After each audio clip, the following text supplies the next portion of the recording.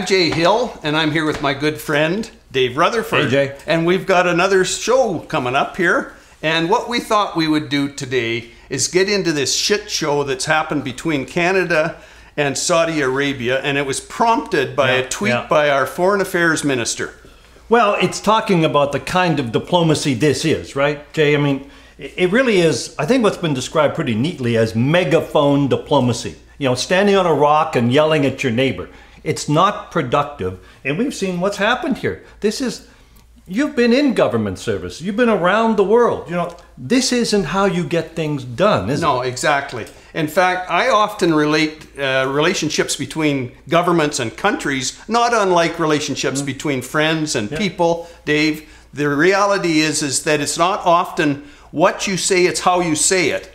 Well, so let's be very clear. We don't have a problem with what Minister Freeland said in the sense that she admonished Saudi Arabia. Yep. She called for the release of the dissidents. I think all Canadians, hopefully all Canadians, would agree with that. It's how she said it. She chose to do it with a tweet. And if we've learned nothing else from President Trump, it's that that type of nuance doesn't play very well, especially between countries. Okay, well, for a guy like Trump who doesn't really care about nuance, it works perfect for him. But you're right, for the rest of the world, diplomacy is not done this way. And in fact, this yelling in the public square might have put those detainees in more jeopardy than before. Anyway, they may never get out of there. I don't know. But the interesting side of this is that the tweet was translated into Arabic and released by the consul in Riyadh inside Saudi Arabia. And so maybe the Saudis are mad about that you can't come into our country and from inside, you know, cause insurrection. Maybe that's how they're looking at this. So another blunder. If that's what it is, that's another major blunder by these guys. Well, I think that just, you know, accelerated the problem that was created with the initial tweet, and then that was followed up with another tweet from the department, the Foreign Affairs Department itself. And then, as you say, it was translated, or something was translated, another admonishment into Arabic within the country, within our embassy. And the result, our ambassador gets sent home. You know, medical students of Saudi origin are being called back to Saudi Arabia. They're being pulled out of our schools.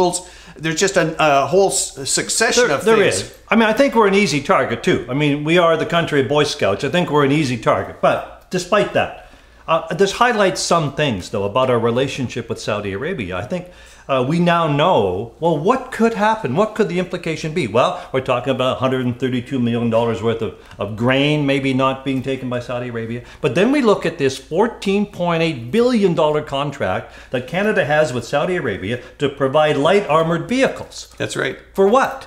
No, the Saudis say, oh, it's not for suppression of our population. It's for, you know, fighting the enemies. But we can't have it both ways, Jay. We can't deal with the oppressive regime and take $15 billion from them and turn around and say, boy, you guys are really bad. We're going to have to stand up to what we have done. We're in economic bed with them. That's right. And another very odd thing about this is that they were very quick, the Saudis were very quick to come out and say, you know, the $2 billion a year oil that we ship into the Irving refinery in New Brunswick, well, we're not going to touch that. That's going to continue to flow just the same as always, you know, according to them at least. We're yet to see what our government's standards here, sort of thing. Well, exactly. Well, I mean, I think it highlights. You know, we'll probably have other shows about this one, but it highlights why we are dependent on any foreign oil, Jay. Why are we taking oil from Saudi Arabia in the first place? We had a good pipeline we were going to build, and Trudeau shut it down. So there's so many other layers to this thing. Perhaps if there's a positive to come out of this, that might be a renewed interest in Energy East, in that pipeline that was going to deliver Western Canadian oil to that refinery in New Brunswick. Well, let's hope so. Let's hope so. And there's a story about a poor lady who sells maple syrup, and her contract with Saudi Arabia has been stopped as well. So there's no end to it. But there is an end to this program, unfortunately. And we're out of time again, Dave. Thanks, Jay. And listen, thanks very much for watching. We'll see you next time. Well, what do you think? I think that there's so many issues. So many things coming.